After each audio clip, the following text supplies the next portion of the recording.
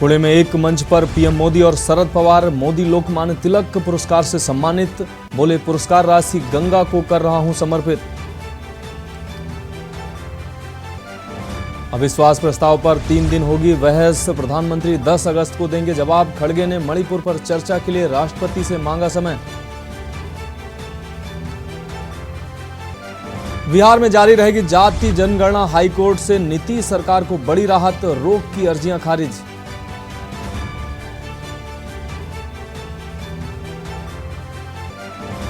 ठाणे में girder machine मजदूरों पर गिरी, 17 की मौत, कई के दबे होने की आशंका।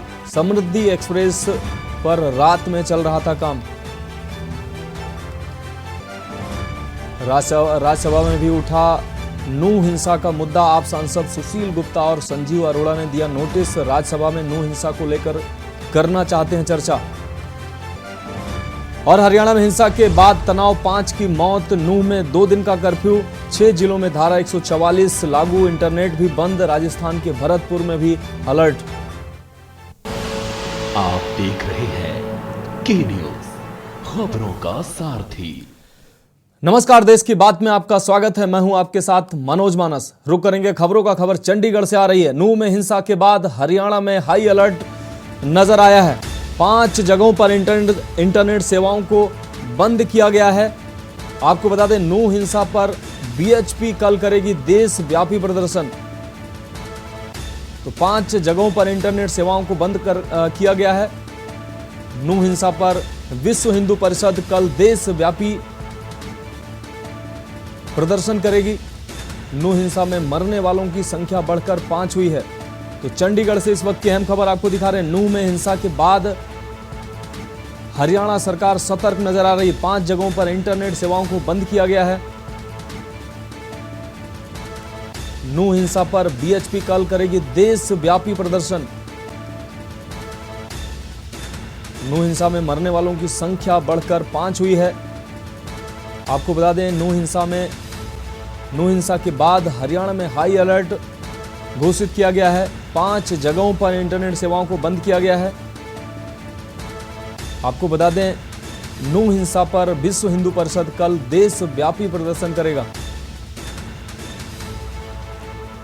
तो चंडीगढ़ से अहम खबर, नूह हिंसा में मरने वालों की संख्या बढ़कर 5 हुई है। नूह हिंसा के बाद हरियाणा सरकार अलर्ट मोड पर है। 5 जगहों पर इंटरनेट सेवाओं को बंद किया गया है, जबकि मरने वालों की संख्या बढ़कर 5 हुई है। कल नूह हिंसा पर विश्व हिंदू परिषद देश भर में प्रदर्शन करेगी।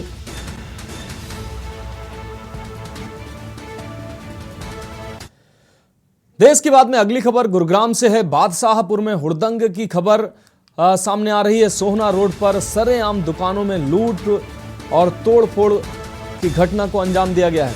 प्रदर्शनकारियों ने लूटा है सामान। पुलिस ने मौके पर काबू में किए हैं हालात।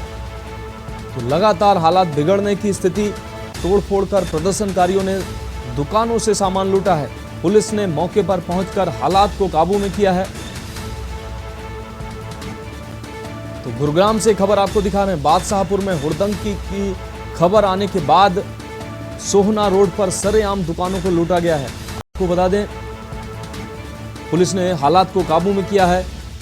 प्रदर्शनकारियों ने तोड़-फोड़ कर लूटपाट भी की है। पुलिस ने मौके पर हालात काबू किए हैं। तो गुरुग्राम से अहम खबर आपको दिखा रहे हैं। बादशाहपुर में हुड़दंग की खबर सामने आई है। आपको बता दें, सोहना रोड पर सरेआम दुकानों में लूटपाट की गई है। लूटपाट के बाद तोड़-फोड़ करते नजर आए हैं प्रदर्शनकारी, जबकि पुलिस ने मौके पर पहुंचकर हालात को काबू में किया है। तो गुरुग्राम से अहम खबर अपने दर्शकों को दिखा रहे हैं। बादशाहपुर में हुड़दंग की खबर के बाद सरेआम लूटपाट की घटना हुई है। दुकानों को सरेआम लूटा गया है। आपको बता दें, लूटपाट के अलावा तोड़फोड़ भी की गई है दुकानों में। पुलिस ने मौके पर पहुंचकर हालात को काबू में किया है। तो गुरुग्राम से अहम खबर आप अपने दर्शकों को दिखा रहे हैं।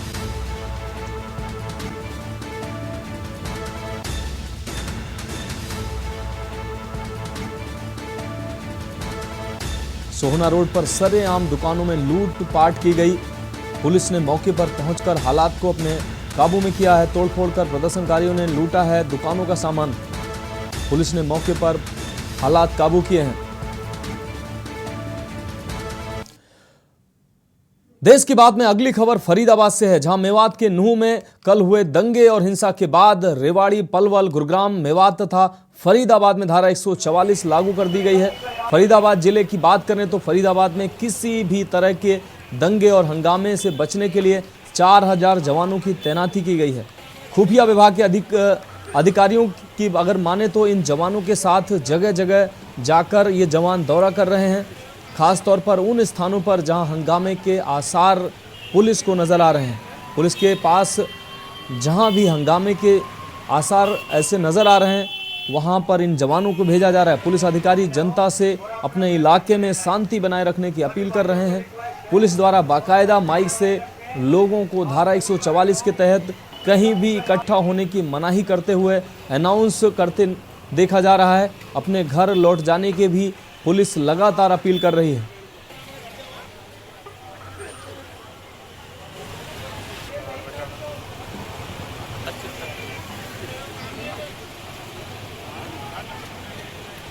ऐसा है कि जैसे धारा 144 यहाँ पे लग गई है और हमारे सारे पुलिस मुलाजिम जो सीपी साहब के आदेश अनुसार दिन रात यहाँ पे लगे हुए हैं सारे फ्लैग। स्थिति में कुछ होते हैं एलिमेंट्स जो कोशिश करते हैं कि पूरा माहौल ख़राब कर दिया जाए। जिस प्रकार की यहाँ पर कोई भी चीज़ ऐसी है, छोटी चीज़ को बड़ा करके दिखाना हो, तो उन अफवाहों से बचें। और जैसे ही कोई चीज़ हो, क्योंकि इंटरनेट की सेवाएं बंद हो गई हैं, वो इसीलिए बंद की गई ताकि ये जो भी पैनिक है, क्या चीज़ वो दिख रही है, किस हिसाब से वो दिखा रहे हैं, क्या अफवाह फैला रहे हैं, तो उसके ऊपर जो ध्यान रखा जा रहा है। बिल्कुल जैसे अभी कई जगह से इन्फॉर्मेशन मिली है कि ये हो गया वो हो गया, तो हमारी कोशिश यही है कि वहाँ पर तुरंत जाकर पहली बात तो कानून व्यवस्था बनाई जाए वहाँ पर। और कोई भी ऐसी चीज़ हो, जैसे भी हो, अगर कोई ऐसे अफवाह फैला रहे हैं कुछ भी है, तो उनके ऊपर सख्त कानून कार्रवाई करके उनके ऊपर जो एक्शन लिया जाए।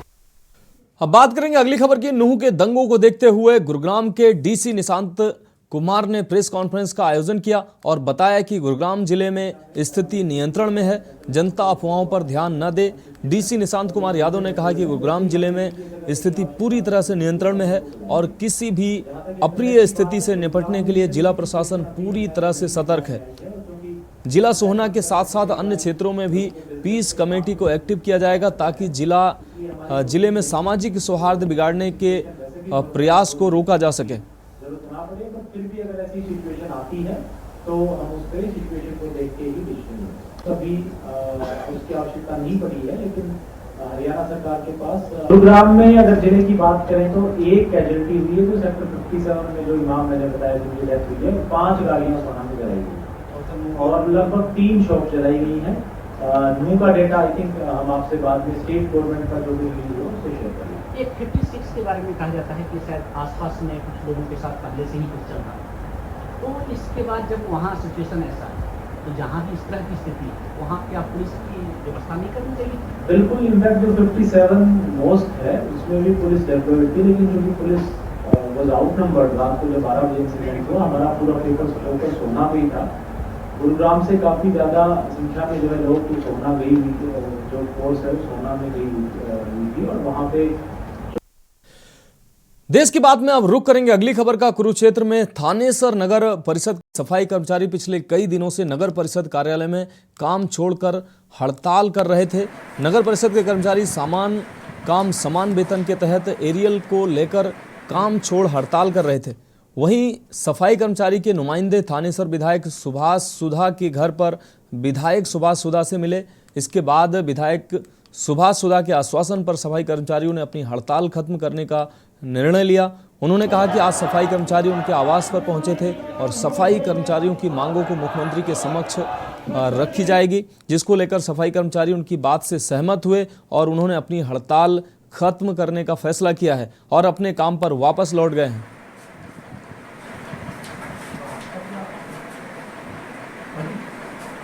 देखिए, सफाई कर्मचारियों की जो डिमांड थी बिल्कुल जेन्युइन डिमांड थी, तो मेरे पास उन्होंने परसों बैठ के बातचीत कर ली थी वो बिल्कुल स्ट्राइक तोड़ने के उसके पक्ष में थे। कुछ राजनीति उसमें डल गई, उस कारण से उनको ख़राब कर दिया गया। लेकिन आज वो आए थे परसों में कोठी पे 7 बजे, उन्होंने अपनी स्ट्राइक को वापस ले लिया और उनकी जो मांगे हैं उनके मुख्यमंत्री के सामने रख के जो भी जानवर मांगे होंगे उनको पूरा कराया जाएगा। कल जो हादसा हुआ है ये पीछे से जिसने भी राजनीति से एंटर हमारे विरोधियों ने जो भी कुछ करा है, हम नहीं थे वहाँ पे मौके पे।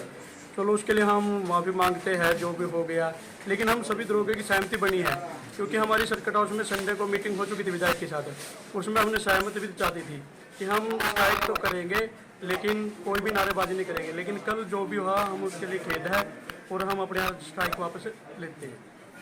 अब बढ़ेंगे अगली खबर की ओर। पूर्व केंद्रीय मंत्री विनोद शर्मा और मेयर शक्ति रानी शर्मा के दिशा निर्देश में बाढ़ प्रभावित लोगों को राहत पहुंचाने का काम लगातार जारी है। इसी कड़ी में अब अर्बन एरिया के बाद ग्रामीण एरियो में भी मेडिकल कैंप लगाने शुरू कर दिए गए हैं। अम्बाला शहर विधानसभा क्षेत्र के मस्तपुर गांव में मेडिकल कैंप का आयोजन किया गया, जिसमें लोगों के स्वास्थ्य की जांच के साथ साथ मुफ्त में दवाइयां वितरित की गईं। इस दौरान लोगों ने कहा कि आपदा के समय में शर्मा परिवार ने लोगों को राहत पहुंचाने का काम किया है।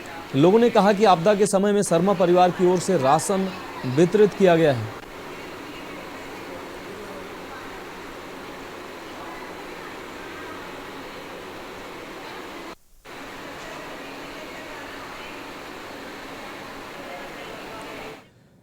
अब बात करेंगे अगली खबर की। कुरुक्षेत्र में पिछले कई महीनों से सेक्टर 10 में नगर परिषद के द्वारा डंपिंग जोन बनाया गया है, जिसको लेकर कई बार जननायक जनता पार्टी के नेता योगेश शर्मा व स्थानीय लोग भी विरोध जता चुके हैं। लेकिन उसके बावजूद भी प्रशासन द्वारा यह डंपिंग जोन आज तक नहीं खत्म किया गया है।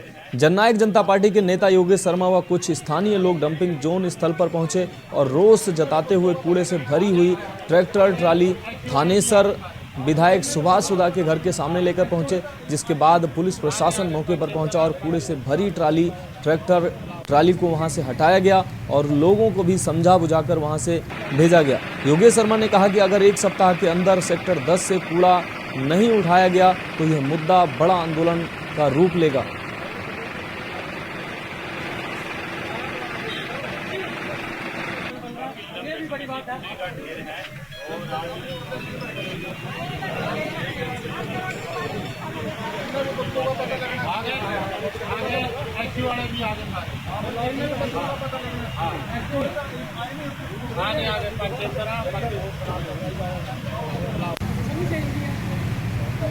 मालिक है इन्हीं लोगों के चुने हुए हैं, ये इस काम के लिए चुने थे कि ये काम कर दो करके आगे। अगर बात आपने लोगों की है, कहीं ना कहीं जिम्मेवार तो आदमी घर से कूड़ा निकाल के बाहर रख रहा है, वो भी है पॉलिथीन यूज कर रहा है।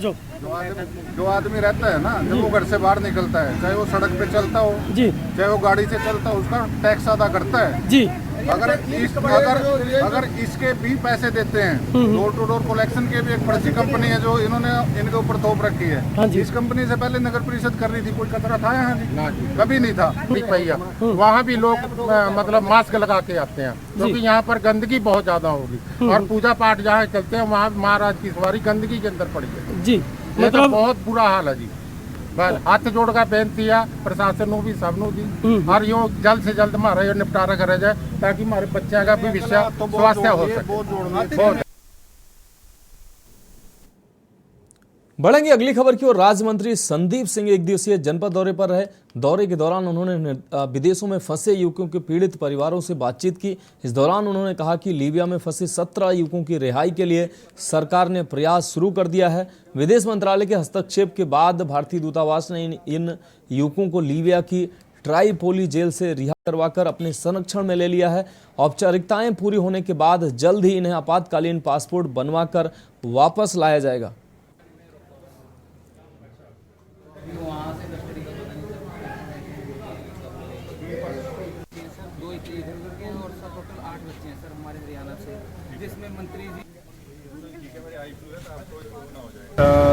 कहिवा के 5 हैं, टोटल 8 बच्चे हैं हरियाणा के, और अगर हम आसपास के स्टेट्स के टोटल देखें तो 17 बच्चे हैं जो लीबिया में फंसे हुए हैं। और तकरीबन मुझे जुलाई के फर्स्ट वीक में ये लोग हमें मिले थे और हमने रिमाइंडर भी दोबारा डाल दिया। पहले मैंने जुलाई में फॉरेन मिनिस्टर साहब को मैंने लेटर भेजी पर्सनली उस ऑफिस में कांटेक्ट करके कि इसमें हमारे हिंदुस्तान के बच्चे हैं और हमारा कर्तव्य बनता है उनको हिंदुस्तान में लेकर आना।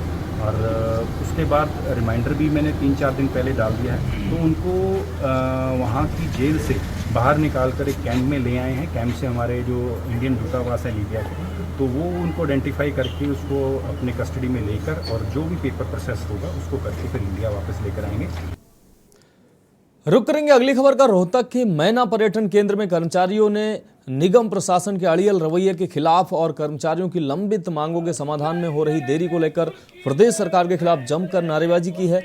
हरियाणा टूरिज्म कर्मचारी संघ द्वारा दिनांक 8 जुलाई को एथनिक इंडिया राई में राज्य कमेटी ने मीटिंग का फैसला लिया था, जिसके तहत 7 जुलाई से 10 जुलाई तक पर्यटन निगम के सभी कॉम्प्लेक्सों में गेट मीटिंग करके निगम प्रशासन को चेताया गया। इसके बाद 9 जुलाई 2023 को पंचकुला में एक दिन की भूख हड़ताल कर 8 जोनल धरनों का आयोजन लगातार हो रहा है। अगर इसके बाद भी पर्यटन प्रशासन कोई सुध नहीं लेता है और संघ को बुलाकर वार्ता द्वारा समस्याओं का समाधान नहीं करता है तो 12 सितंबर 2023 को जगाधारी यमुनानगर में पर्यटन मंत्री के निवास पर पूरे प्रदेश के निगम कर्मचारी जोरदार प्रदर्शन करेंगे।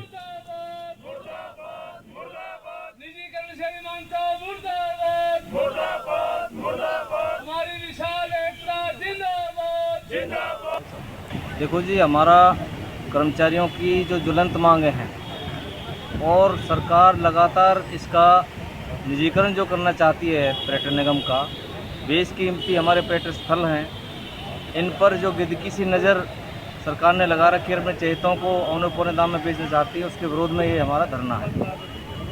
आज लगातार ये चौथा धरना है। जोनल धरने हमारे चल रहे हैं। मांगे हैं कर्मचारियों की, एलटीसी की मांग है, वेतन की मांग है, जो सेंट्रलाइज वेतन की हम मांग करें, सभी को एक साथ वेतन मिलना चाहिए। इसके अलावा ईपीएफ में हमारे साथ भेदभाव हो रखा है, ईपीएफ का भेदभाव दूर करने की मांग है, कैशलेस मेडिकल की तमाम मांगे हैं। अब रुक करेंगे अगली खबर का। पंजाब भर में पीआरटीसी कच्चे कर्मचारियों ने डिपो के सामने रैलियां की हैं। वहीं पनबस और पीआरटीसी कच्चे कर्मचारियों ने अपनी लंबे समय से लंबित मांग को लेकर विरोध प्रदर्शन किया है, जहां उन्होंने अपनी आवाज बुलंद की है और चेतावनी दी है कि अगर सरकार ने मांगों का समाधान नहीं किया तो फिर 4 अगस्त को 2 घंटे के लिए बस स्टैंड बंद कर पूरे पंजाब में विरोध प्रदर्शन किया जाएगा। सरकार के साथ कई बैठकें की गई हैं, जिसके बाद पंजाब के मुख्यमंत्री ने कहा था कि उपचुनाव खत्म होने के बाद आपके साथ एक पैनल मीटिंग करके परिवहन विभाग के कर्मचारियों की सभी मांगों को जल्द ही समाधान किया जाएगा। प्रोग्राम लिखे गए सारे बंदे मुर्दाबाद मुर्दाबाद मुर्दाबाद मंगानी मनदे मुर्दाबाद मुर्दाबाद मुर्दाबाद। ਕਾਰਨ ਸਰ ਜਦੋਂ ਦੀ ਆਪਣੀ ਭਗਵੰਤ ਮਾਨ ਸਰਕਾਰ ਜਿਹੜੀ ਆ ਹੋਂਦ 'ਚ ਆਈ ਹੈ, ਉਹਨਾਂ ਨਾਲ ਮੀਟਿੰਗਾਂ ਕਰਕੇ 14-15 ਹੀ ਮੀਟਿੰਗਾਂ ਕੀਤੀਆਂ ਨੇ ਕਿ ਸਾਡਾ ਜਿਹੜਾ ਕਿਸੇ ਪਾਸੇ ਹੱਲ ਕੀਤਾ ਜਾਵੇ, ਸਾਨੂੰ ਪੱਕਿਆਂ ਕੀਤਾ ਜਾਵੇ, ਪਰ ਕੋਈ ਵੀ ਗੱਲਬਾਤ ਜਿਹੜੀ ਆ ਵੀ ਮਤਲਬ ਵੀ ਅਜੇ ਤੱਕ ਕਿਸੇ ਨੇ ਹੁੰਗਾਰਾ ਨਹੀਂ ਭਰਿਆ।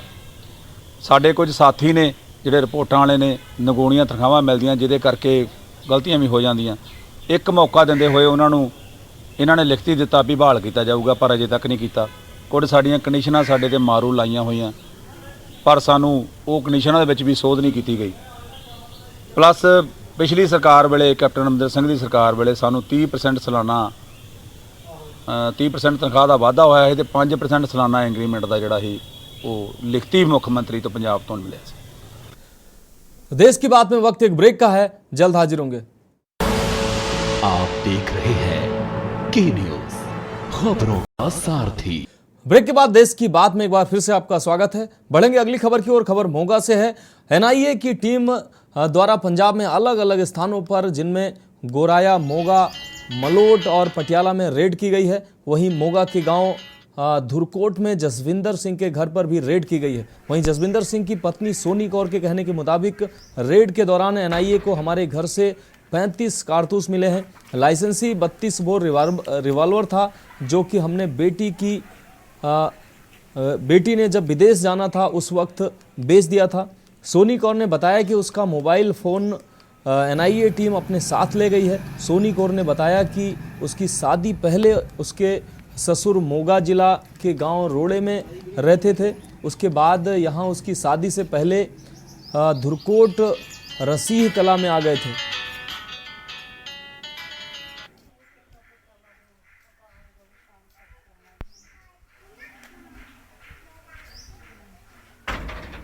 ਇਹ ਜੀ ਕੋਈ ਮੈਨੂੰ ਨਹੀਂ ਸੀ ਪਤਾ ਵੀ ਕਾਹਦੇ ਸੰਬੰਧ 'ਚ, ਨਾ ਹੀ ਮੈਨੂੰ ਇਸ ਬਾਰੇ ਜਾਣਕਾਰੀ ਸੀਗੀ। ਇਹ ਕਹਿੰਦੇ ਵੀ ਜਿਹੜੀ ਖਾਲਿਸਤਾਨ ਦੇ ਕੋਈ ਮੁੱਦੇ ਬਾਰੇ ਕਰ ਰਹੇ ਆ। ਕੀ ਖਾਲਿਸਤਾਨ ਦਾ ਕੀ ਮੁੱਦਾ? ਖਾਲਿਸਤਾਨ ਦਾ ਕਹਿੰਦੇ ਜੋ ਇੱਧਰ ਇੰਗਲੈਂਡ ਦੇ ਵਿੱਚ ਹੋਇਆ 3 ਮਹੀਨੇ ਦੇ ਵਿੱਚ, ਉਹਨਾਂ ਦੇ ਸੰਬੰਧ 'ਚ ਸੀ ਕੋਈ।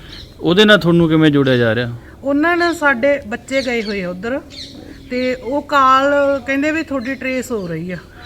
ਤੁਹਾਡਾ कौन गया बच्चा? मेरी बेटी है तो मेरा जमाई है। अगली खबर जिला गुरदासपुर के शहर बटाला से है, जहां 2 दिन से घर से लापता युवक का 100 संदिग्ध परिस्थितियों में मिलने से इलाके में हड़कंप मच गया है। आपको बता दें, परिवार के मुताबिक उनके बेटे की हत्या की गई है। पुलिस अधिकारी सुखराज सिंह ने घटना के बारे में बताया और कहा कि परिवार के बयान दर्ज कर लिए गए हैं। 100 को पोस्टमार्टम के लिए सिविल अस्पताल बटाला लाया गया है और उचित कानूनी कार्रवाई की जाएगी।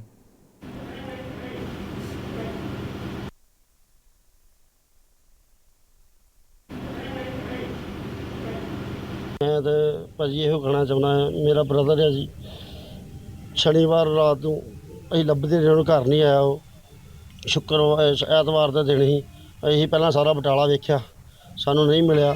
ਫਿਰ ਸ਼ਾਮ ਦਾ ਟਾਈਮ ਅਸੀਂ ਰੰਗਨਗਰ ਥਾਣੇ ਦਰਖਾਸਤ ਦਿੱਤੀ ਆ, ਦਰਖਾਸਤ ਦੇ ਕੇ ਫਿਰ ਲੱਭਣ ਆਏ ਆ। ਸਾਨੂੰ ਬਾਈਪਾਸ ਤੋਂ ਥੋੜਾ ਪਤਾ ਲੱਗਾ ਜੀ, ਦਰਸ਼ਨ ਦਾਸ ਦੇ ਲਾਗੇ ਨਾ ਉਹਨੂੰ ਕਿ ਉਹ ਬੰਦਾ ਕੋਈ ਲਾਸ਼ ਮਾਰ ਕੇ ਤੇ ਸੁੱਟ ਗਿਆ ਕੋਈ, ਤੇ ਚੌਂਕੀ ਅਰਬਨ ਸਟੇਟ ਉਹ ਲੈ ਗਏ ਆ। ਇਸ ਲਈ ਸਾਨੂੰ ਪਤਾ ਲੱਗਾ ਜੀ, ਸਾਨੂੰ ਫੋਟੋਆਂ ਆਈਆਂ ਉਦੋਂ ਪਤਾ ਲੱਗਾ ਜੀ ਸਾਡਾ ਬੰਦਾ। ਅਸੀਂ ਯਕਦਮ ਇੱਥੇ ਆਏ ਆ, ਤੇ ਇੱਥੇ ਆ ਕੇ ਵੇਖਿਆ ਕਿ ਜੀ ਸਾਡਾ ਹੀ ਭਰਾ ਛੋਟਾ, ਉਹਨੂੰ ਮੁੰਡਿਆਂ ਨੇ ਮਾਰ ਕੇ ਦਾਤਰ ਮਾਰੇ ਆ ਸਿਰ ਤੇ, ਉਹ 32 ਦੇ ਝਟਕੇ ਦਿੱਤੇ ਆ। ਘਟਨਾ ਇਹ ਘਰੋਂ ਰਾਜੀ ਬਾਜੀ ਆਇਆ, ਕੋਈ ਗੱਲਬਾਤ ਨਹੀਂ ਆ। ਦੁਕਾਨ ਤੇ ਬੈਠੇ ਆ, ਦੁਕਾਨ ਤੋਂ ਮੈਨੂੰ ਕਹਿੰਦਾ ਡੈਡੀ 4 ਵਜੇ ਵੀ ਮੈਨੂੰ ਕਹਿੰਦਾ ਤੈਨੂੰ ਮੈਂ ਘਰ ਛੱਡ ਆਉਣਾ ਡੈਡੀ। ਮੈਨੂੰ ਘਰ ਛੱਡ ਕੇ ਤੇ ਵਾਪਸ ਦੁਕਾਨ ਤੇ ਆ ਗਿਆ। ਦੁਕਾਨ ਤੇ ਆਣ ਕੇ ਕੰਮ ਕਰਦਾ ਰਿਹਾ ਆ। ਉਹ ਤੋਂ ਬਾਅਦ 'ਚ ਨਹੀਂ ਮੈਨੂੰ ਪਤਾ ਵੀ ਕੀ ਹੋਇਆ ਆ। ਰਾਤ ਅਸੀਂ ਇਹਦੀ ਡੀਕ ਕਰਦੇ ਰਹੇ, ਰਾਤ ਸਾਨੂੰ ਇਹਦਾ ਫੋਨ ਬੰਦ ਆਈ ਗਿਆ। ਖਾਲੀ ਪਲਾਟਾਂ ਦੇ ਲਾਗੇ ਨਾ ਸੜਕ ਦੇ ਕੰਢੇ ਤੋਂ ਜਿਹੜੀ ਇੱਕ ਅਨਆਇਡੈਂਟੀਫਾਈ ਜਿਹੜੀ ਬਾਡੀ ਸੀ ਉਹ ਮਿਲੀ ਸੀ। ਸਬ ਇੰਸਪੈਕਟਰ ਨਿਸ਼ਾਨ ਸਿੰਘ ਜਿਹੜੇ ਪਹਿਲੇ ਚੌਂਕੀ ਇੰਚਾਰਜ ਸੀ ਮੇਰੇ ਤੋਂ, ਉਹਨਾਂ ਨੇ ਕੱਲ੍ਹ ਮੋਰਚਰੀ ਦੇ ਵਿੱਚ ਲਗਵਾਈ ਸੀ, ਤੇ ਜਿਸ ਦੀ ਸ਼ਾਮ ਨੂੰ ਕਾਫੀ ਦੇਰ ਰਾਤ ਮੁੜ ਕੇ ਸ਼ਨਾਖਤ ਹੋਈ। ਇਹਦਾ ਨਾਮ ਸੀ ਗੁਰਪ੍ਰੀਤ ਪੁੱਤਰ ਚੰਨਣ, ਇਹ ਵਾਸੀ ਫੁਲਕੇ ਖੁਰਦ, ਜੋ ਬਾਜੀਗਰ ਬਰਾਦਰੀ ਦੇ ਨਾਲ ਸੰਬੰਧ ਰੱਖਦਾ ਨੌਜਵਾਨ ਮੁੰਡਾ, ਅਨਮੈਰਿਡ ਹੈ ਜੀ। देश की बात में वक्त एक और ब्रेक का है। ब्रेक के बाद मध्य प्रदेश की खबरों से अपने दर्शकों को रूबरू कराएंगे। आप देख रहे हैं के न्यूज, खबरों का सारथी। तो ब्रेक के बाद देश की बात में एक बार फिर से आपका स्वागत है। बात करेंगे मध्य प्रदेश की खबरों का। खबर मुरैना से है। चंबल में उफान के साथ बढ़ा है नदी का जलस्तर, 123.4 मीटर पहुंचा है नदी का जलस्तर। आने वाले दिनों में और बढ़ सकता है ये जलस्तर। 138 मीटर पर चंबल नदी में खतरे का निशान। बाढ़ प्रभावित गांवों को खाली कराने की तैयारी शुरू कर दी है प्रशासन ने। आपको बता दें, राजस्थान के कोटा बैराज से छोड़ा जा रहा पानी, जिससे चंबल लगातार उफान पर है। चंबल नदी का लगातार बढ़ रहा है जलस्तर। सरायछोला के राजघाट चंबल नदी का ये मामला। मध्य प्रदेश के मुरैना से यह अहम खबर आपको दिखा रहे हैं।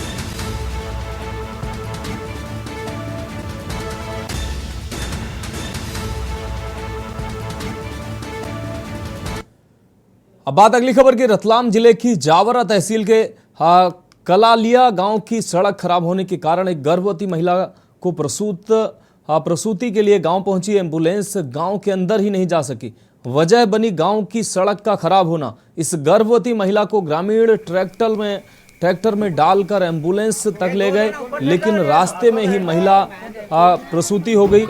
महिला ने एक बच्चे को जन्म दिया। यह घटना है जावरा तहसील के आदर्श ग्राम कलालिया की। इंदिरा कॉलोनी में गर्भवती महिला को डिलीवरी के लिए लाना था, लेकिन सड़क खराब होने से एम्बुलेंस कॉलोनी में ही नहीं पहुंच सकी। इसके बाद ट्रैक्टर ट्राली में उसे एम्बुलेंस तक लाना पड़ा। इससे आसपास के वासियों में आक्रोश है। शुक्र है महिला व बच्चा दोनों सुरक्षित हैं। इस समस्या से अनेकों बार सरपंच व सचिव को अवगत कराया गया है, लेकिन उन्होंने इस पर ध्यान ही नहीं दिया। इसके साथ ही गांव में स्ट्रीट लाइट भी खराब है, जिसके कारण गांव में सड़कों पर अंधेरा रहता है।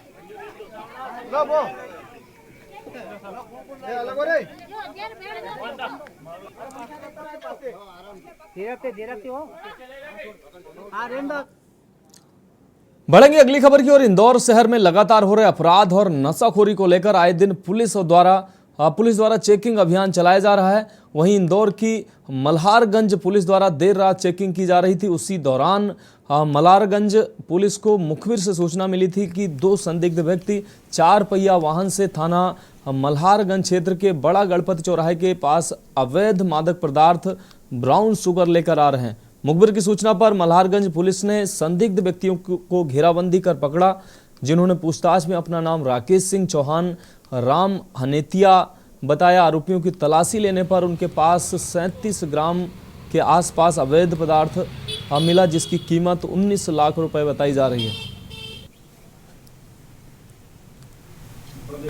इसमें कुछ दिन पूर्व मल्हारगंज थाना क्षेत्र में फरियादिया के द्वारा जो कि अस्पताल में भर्ती थी, उनके माता पिता और परिजनों ने आके बताया था कि करीबन 4-5 दिन पहले उनकी बच्ची का स्वास्थ्य खराब होने लगा, जिसके कारण उनको अस्पताल में भर्ती किया गया और जिनको अंदरूनी अंगों पे भी कुछ चोटें थी। जब बच्ची से जाके महिला अधिकारी ने बयान लिए तो उसने वहीं उसके पड़ोस में निवासी भोला उर्फ लक्की, जो नगर निगम का कर्मचारी है, उसके द्वारा दुष्कर्म करना बताया, जिसमें अपराध पंजीबद्ध किया गया था। बच्ची की तबीयत खराब थी, डॉक्टरों से बात करने पर भी उसका इलाज टाइफाइड का और एनोरेक्सिया का इलाज चल रहा था काफ़ी समय से। आज अनफॉर्चुनेट। तो देश की बात में वक्त एक ब्रेक का है, जल्द हाजिर होंगे। आप देख रहे हैं के न्यूज़, खबरों का सारथी। तो ब्रेक के बाद देश की बात में एक बार फिर से आपका स्वागत है। बात करेंगे अगली खबर की। इंदौर के सदर बाजार थाना क्षेत्र में लगातार हो रही चोरी की घटनाओं से रहवासी काफी परेशान हैं। वह पिछले दिनों थाना क्षेत्र के विस्ती मोहल्ला में 2 चोरों द्वारा कुछ घरों को निशाना बनाकर चोरी की गई थी, जिसका सीसीटीवी फुटेज भी सामने आया था, जिसमें चोर अपने हाथों में चाकू लेकर घूम रहे थे। वहीं रविवार रात चोर फिर से विस्ती मोहल्ले में घुसकर पार्षद के परिजन के घर में चोरी करने गए थे, मगर रहवासियों ने पकड़कर पहले तो चोरों की जमकर पिटाई की, उसके बाद चोरों को पुलिस के हवाले कर दिया। बड़ी बात यह रही कि चोर ने विस्ती मोहल्ले में 4 दिन पहले भी चोरी की थी और एक घर से कपड़े चोरी कर ले गए थे। वहीं दूसरी बार फिर से चोर चोरी करने आए थे। चोरी के कपड़े पहनकर वापस वो उसी कपड़े को पहनकर वापस आ गए, जिसे रहवासियों ने कपड़े से पहचान कर पकड़कर जमकर पिटाई कर दी।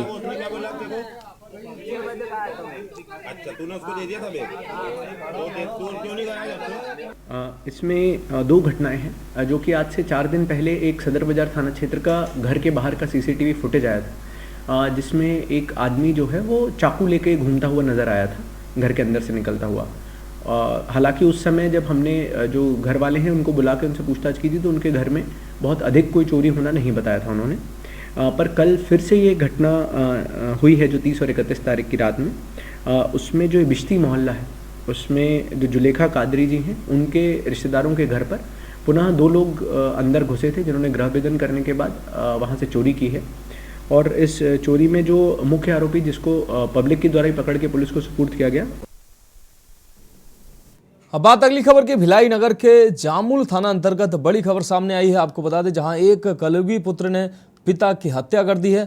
सूचना पर पहुंची जामुल पुलिस ने आरोपी पुत्र को हिरासत में ले लिया है और मामले की जांच की जा रही है। दरअसल पूरी घटना जामुल के ग्राम सुरडुग के चांदनी चौक की है, जहां रहने वाले आरोपी दिनेश कुमार साहू का अपने पिता कबीर साहू से किसी बात को लेकर विवाद इतना बढ़ गया कि आरोपी पुत्र ने घर पर रखे डंडे और फावड़े से पिता पर हमला कर दिया, जिससे उसके पिता की मौके पर ही मौत हो गई। सूचना पर पहुंची जामुल पुलिस ने आरोपी पुत्र दिनेश को हिरासत में ले लिया और उससे पूछताछ कर रही है। फिलहाल जामुल पुलिस मामले की जांच कर रही है। हत्या का कारण अब तक स्पष्ट नहीं हो पाया है। हालांकि लोगों ने पुत्र को मानसिक रूप से विक्षिप्त बताया है। आज प्रातः खबर आई कि घटना शूटिंग में घटना हुई है। तत्काल पुलिस पार्टी मौके पर पहुंची है तो देखा कि मृतक कबीर साहू अपने आंगन में मृत हालत में पड़ा हुआ था। घटना की जानकारी ली गई तो आरोपी पुत्र ने अपने पिता की फावड़ा और डंडे से मारकर हत्या कर दी है। आरोपी पुत्र को हिरासत में ले लिया गया है। क्या कारण सामने निकल कर आ रहा है हत्या के पीछे? प्रथम दृष्टया पारिवारिक कारण सामने नजर आ रहा है, विवेचना की जा रही है और स्पष्ट होगा उसमें। युवक की मानसिक स्थिति कैसी थी? बताया जा रहा है थोड़ा कुछ मानसिक रूप से विक्षिप्त ऐसा बताया जा रहा है घर वालों लोगों के द्वारा, तो उसमें जांच की जा रही है। तो देश की बात में अब खबरें उत्तर प्रदेश से आ रही हैं। उत्तर प्रदेश के लखनऊ से खबर आपको दिखा रहे हैं। हजरतगंज क्षेत्र में दबंगों की दबंगई सामने आई है। आपको बता दें, कार सवार रईस जादव ने डाला है चालक को अगवा किया है। मामूली टक्कर के बाद डाला चालक को अगवा किया गया है। पुलिस ने घेराबंदी कर एक आरोपी को गिरफ्तार भी किया है। डाला चालक को पुलिस ने सकुशल बरामद किया है। फरार 2 आरोपियों की तलाश में पुलिस जुटी हुई है। आपको बता दें, चालक को अगवा करने का वीडियो वायरल हुआ है। पुलिस ने घेराबंदी कर एक आरोपी को गिरफ्तार किया है।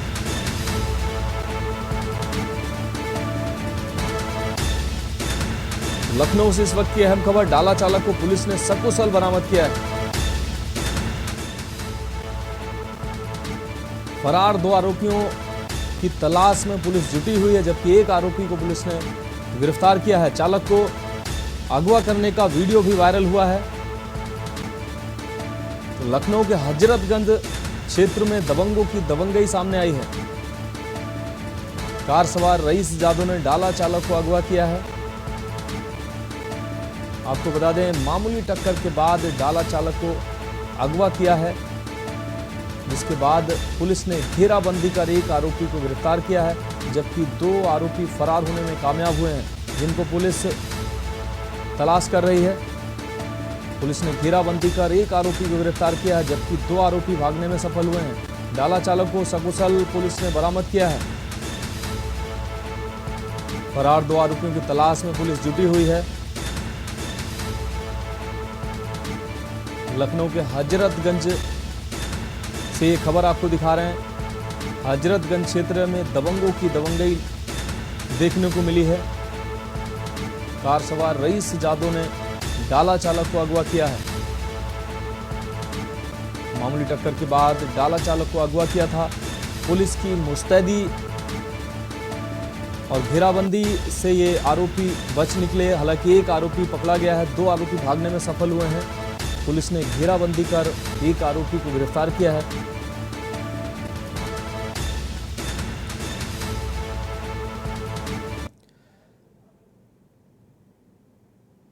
देश की बात में अगली खबर फर्रुखाबाद से है। पूर्व विधायक के बेटे को सजा हुई है। आपको बता दें, उर्मिला राजपूत के बेटे को 5 वर्ष की सजा हुई है।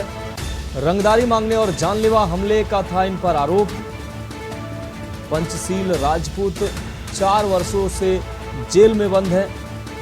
4 साल बाद सुनाई गई 5 वर्ष की कारागार की सजा। कोर्ट ने दोषी पर 23,000 का जुर्माना भी लगाया है।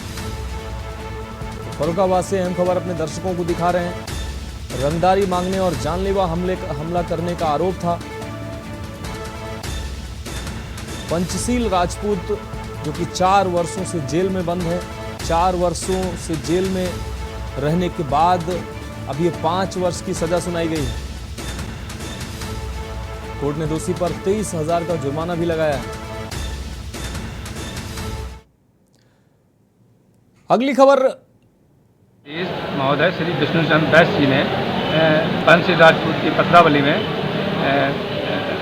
धारा 323, 307, 386 एवं 7 क्रिमिनल अमेंडमेंट एक्ट और दफा 25 में 5 वर्ष की सजा और 23,000 रुपये जुर्माने से दंडित किया है।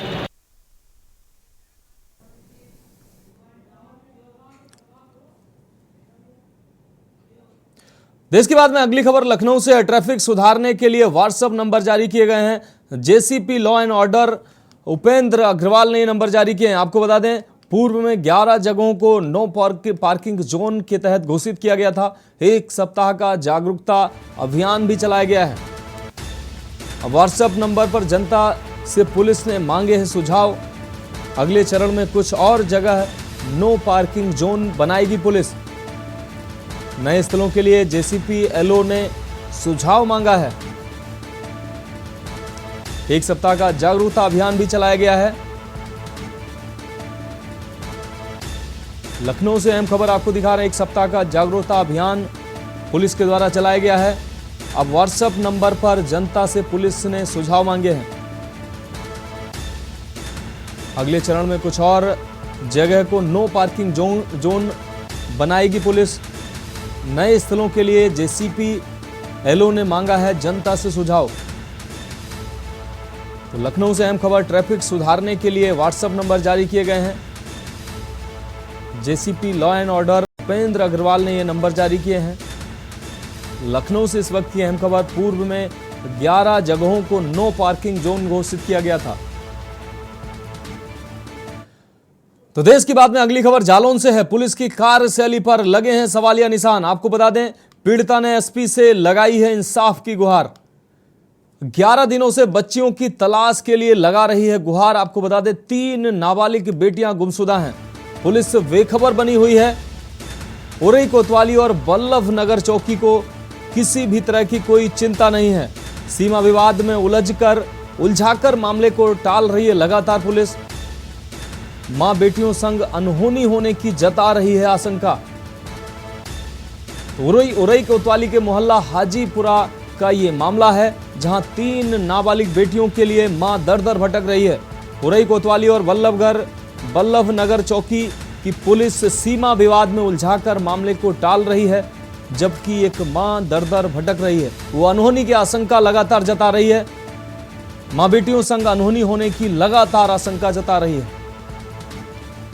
जबकि उरई कोतवाली के मोहल्ला हाजीपुर का यह मामला है।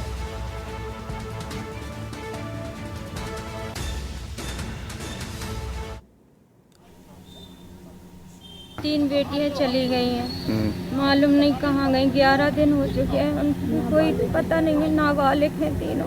अच्छा, बस मेरी कोई रिपोर्ट भी नहीं लिख रहे हैं। कोतवाली गई थी आप? हाँ, गए थे। क्या कहा कोतवाल ने? उन्होंने कहा इधर का केस नहीं है, आप जहाँ के हो उधर ही जाओ। अच्छा, इसके बाद आप कप्तान साहब से मिली? हाँ, मिले हूँ। यहाँ से क्या आश्वासन मिला?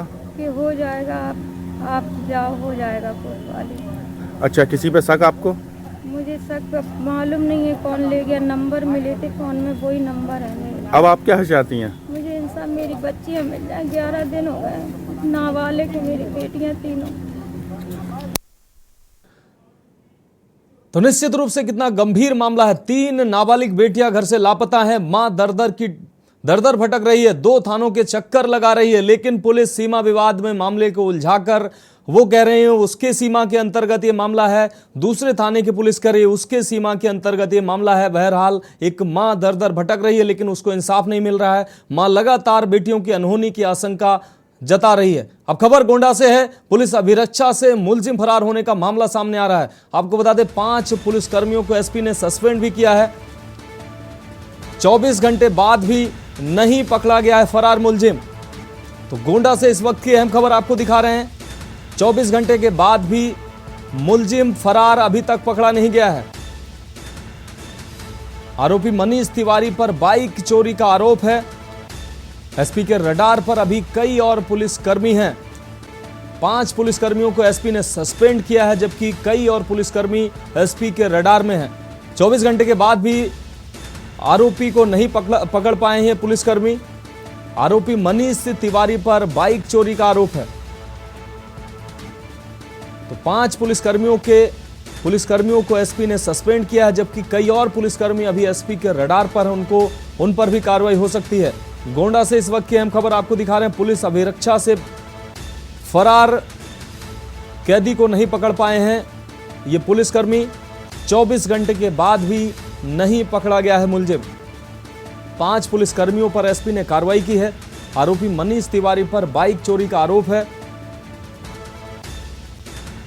तो 5 पुलिसकर्मियों को एसपी ने सस्पेंड किया है, जबकि कई अन्य पुलिसकर्मी अभी एसपी के रडार पर हैं।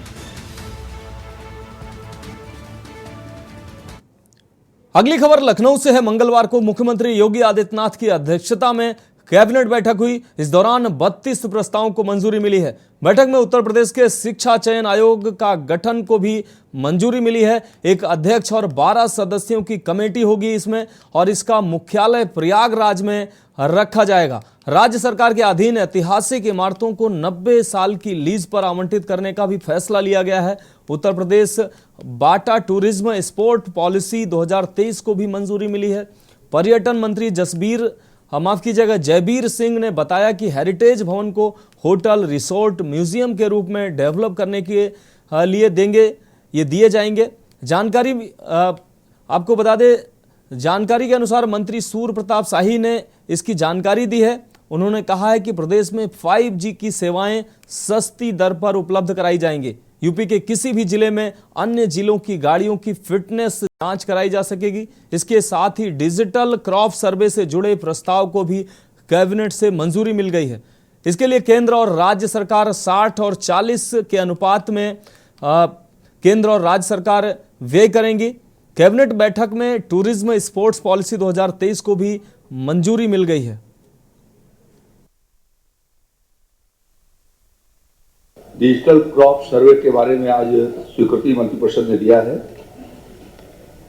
जिसका क्रियान्वयन इसी साल वर्ष 2023-24 से भारत सरकार ने शुरू कराई है। 12 राज्यों के भीतर पायलट प्रोजेक्ट चल रहे हैं, जिसमें उत्तर प्रदेश ने उसमें शामिल है, जिसके लिए सहमति दी है। प्रदेश में किसानों के पास 7 करोड़ 87 लाख के करीब उनके प्लॉट्स हैं, तो उनका सही आंकड़े नहीं आ पाते थे। किस प्लॉट के भीतर कौन सी फसल लगी हुई है, उसमें कितने एरिया के भीतर लगी है, तो फसलों के डाटा ठीक प्रकार से नहीं मिल पाते थे। और अब यह डिजिटल क्रॉप सर्वे इसका किया जाएगा, और उसमें उत्तर प्रदेश के 31 जनपद पायलट रूप से जो है इसके भीतर काम प्रारंभ किया गया है, और शेष जो जनपदों के भीतर 10 राजस्व गांव के भीतर ये डिजिटल क्रॉप सर्वे पायलट रूप में शुरू किया जाएगा, और एक अगले वर्ष के अंत तक उसके बाद में उनको भी इसके भीतर शामिल किया जाएगा। तो चलिए आपको ग्राफिक्स के जरिए दिखाते हैं योगी कैबिनेट में किन किन अहम प्रस्तावों पर मुहर लगी है। उत्तर प्रदेश शिक्षा चयन आयोग का होगा गठन। शिक्षा चयन आयोग का मुख्यालय प्रयागराज में होगा। शिक्षा चयन आयोग में कुल 12 सदस्य बनाए जाएंगे। डिजिटल क्रॉप सर्वे से जुड़ा प्रस्ताव हुआ पास। तो कैबिनेट बैठक में 32 प्रस्तावों को मंजूरी मिली है, जिनमें ये अहम प्रस्तावों पर हम चर्चा कर रहे हैं। केंद्र राज्य 60 और 40 के अनुपात में व्यय करेंगे डिजिटल क्रॉप सर्वे पर। 90 साल की लीज पर दी जाएंगी ऐतिहासिक इमारतें। तो योगी कैबिनेट की 32 प्रस्तावों पर जो अहम मंजूरी हुई है उनको ग्राफिक्स के माध्यम से आपको दिखा रहे हैं। ई टेंडर के माध्यम से लीज पर दी जाएंगी इमारतें। पुराने किलों को हेरिटेज होटल के रूप में विकसित करेंगे। रेस्टोरेंट, मैरिज हॉल के रूप में किया जाएगा विकसित। कैबिनेट बैठक में 32 प्रस्तावों को जो मंजूरी दी गई है, तो उनमें से कुछ अहम बिंदुओं पर हम प्रकाश डाल रहे हैं। पुराने ऐतिहासिक किलों का मूल स्वरूप नहीं बदला जाएगा। 76 मंजिल चुनार किला मिर्जापुर लीज पर दिया जाएगा। तो कैबिनेट मीटिंग के प्रस्तावों के अहम बिंदु हैं जिनको हम ग्राफिक्स के माध्यम से दिखा रहे हैं। भरुआ सागर किला, झांसी, बरसाना जल, मथुरा, ये सब लीज पर दिए जाएंगे। यूपी बाटा टूरिज्म स्पोर्ट्स पॉलिसी 2023 को मंजूरी मिली है। बुंदेलखंड का area adventure sports activity hub बनेगा। यह भी अहम फैसला कैबिनेट बैठक में लिया गया है। इस काम में पूर्व सैनिकों को समाहित किया जाएगा। तो कैबिनेट बैठक के कुछ अहम हिस्से: कृषि एवं प्रौद्योगिकी विश्वविद्यालय अधिनियम में संशोधन मंजूर किया गया है। दुधवा नेशनल पार्क के पास टूरिज्म एक्टिविटी बढ़ाएंगे। पार्क के पास सिंचाई विभाग की जमीन डेवलप की जाएगी। सस्ती 5G सेवा से जुड़ा प्रस्ताव कैबिनेट से मंजूर हुआ है। तो योगी कैबिनेट की अहम जो बैठक जिसमें 32 प्रस्तावों को मंजूरी मिली है। जल आधारित पर्यटन एवं सहायक क्रीड़ा नीति 2023 पास हुई है। जल आधारित पर्यटन एवं सहायक क्रीड़ा 2023 की नीति पास हुई है। इस बैठक में 40 मेगावाट क्षमता की सोलर विद्युत परियोजना स्थापित होगी। तो कैबिनेट के अहम प्रस्ताव, कैबिनेट में डिजिटल क्रॉप सर्वे को मंजूरी दी गई है। अब बात अगली खबर की। अमरोहा जिले के डिंडोली कोतवाली क्षेत्र के गांव सहसपुर अलीनगर में शाम को साथियों के साथ घर लौट रहे युवक उवैस की गोली मारकर हत्या कर दी गई। इससे पुलिस महकमे में हड़कंप मच गया। पुलिस ने मृतक के 3 साथियों को हिरासत में लेकर पूछताछ शुरू कर दी है। शव को पोस्टमार्टम के लिए भेज दिया गया है। घटना डिडोली कोतवाली क्षेत्र के सिनोरा से नीली खेड़ी गांव के पास नहर के पास ये हुई घटना। सीओ सिटी विजय कुमार राणा ने बताया कि शव को पोस्टमार्टम के लिए भेजा गया है। परिजनों की तहरीर के आधार पर मुकदमा दर्ज कर आगे की कार्रवाई की जाएगी।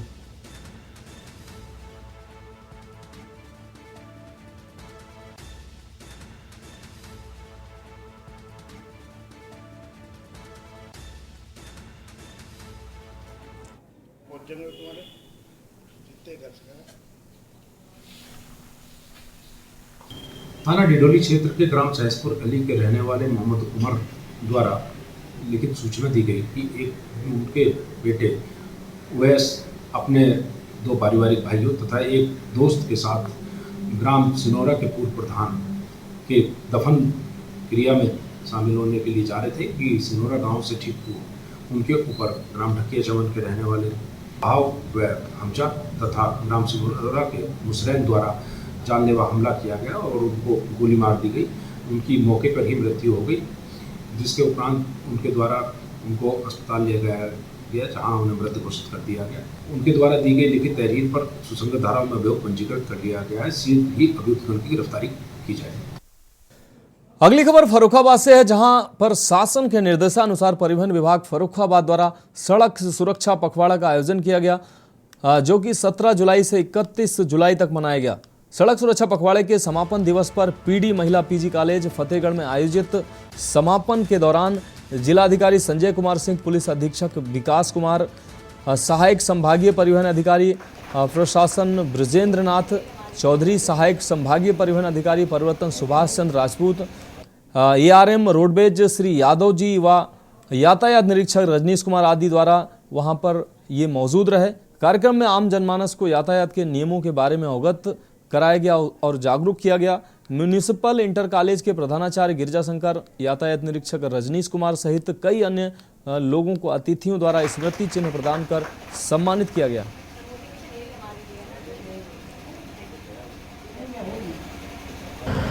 आज पीडी महिला डिग्री कॉलेज फतेहगढ़ में सड़क सुरक्षा पखवाड़ा का समापन कार्यक्रम आयोजित किया गया।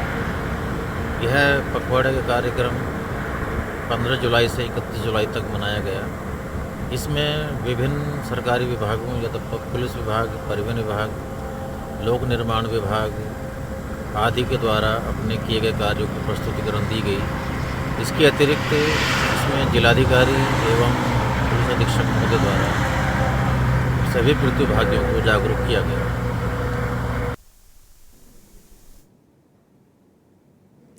देश की बात में बढ़ेंगे अगली खबर की ओर। मुरादाबाद के नर्सिंग होम में ऑपरेशन से हुए प्रसव के दौरान जच्चा की मौत हो गई, जिसके बाद नर्सिंग होम के कर्मचारी भाग गए, जिसके बाद पुलिस ने लोगों को समझा बुझाकर और कार्रवाई का आश्वासन देकर मामला शांत कराया।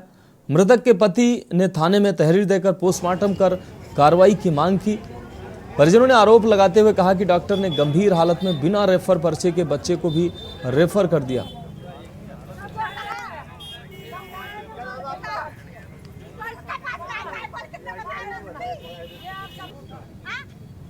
मामला ये था कि मेरे मित्र आकाश दीक्षित की भाभी यहाँ पर कल आई थी, उनको एडमिट किया गया था।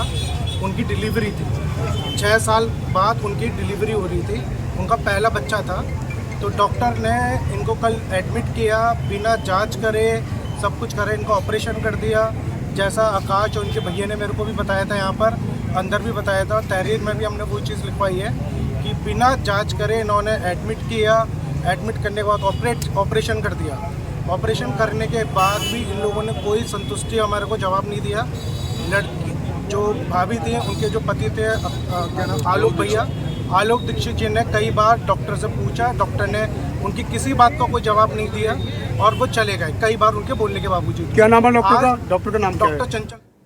देश की बात में अगली खबर कानपुर से है, जहां अपराधी व चोर चौकों पर नकेल कसने के लिए रेलवे पुलिस रोजाना गश्त व चेकिंग अभियान चला रही है। इसी क्रम में आज आरपीएफ व जीआरपी पुलिस के द्वारा संयुक्त रूप से चेकिंग अभियान चलाया गया। चेकिंग अभियान में 2 गांजा तस्करों को गिरफ्तार करने में सफलता मिली।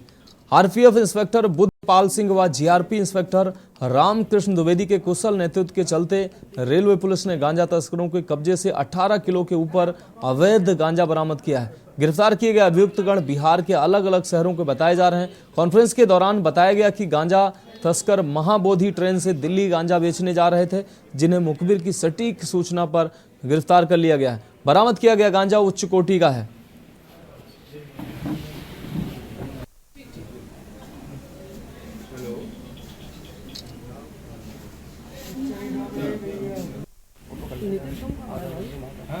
देखिए, आज हमारी टीम के जो सदस्य हैं, इंस्पेक्टर रामकुमार पांडे, इंस्पेक्टर शिव सागर और आरपीएफ के सब इंस्पेक्टर मोहम्मद असलम, इन लोगों की टीम द्वारा जो है 2 गांजा तस्करों को रेलवे स्टेशन से पकड़ा गया है, जिनके कब्जे से 18 किलो 800 ग्राम गांजा बरामद हुआ है।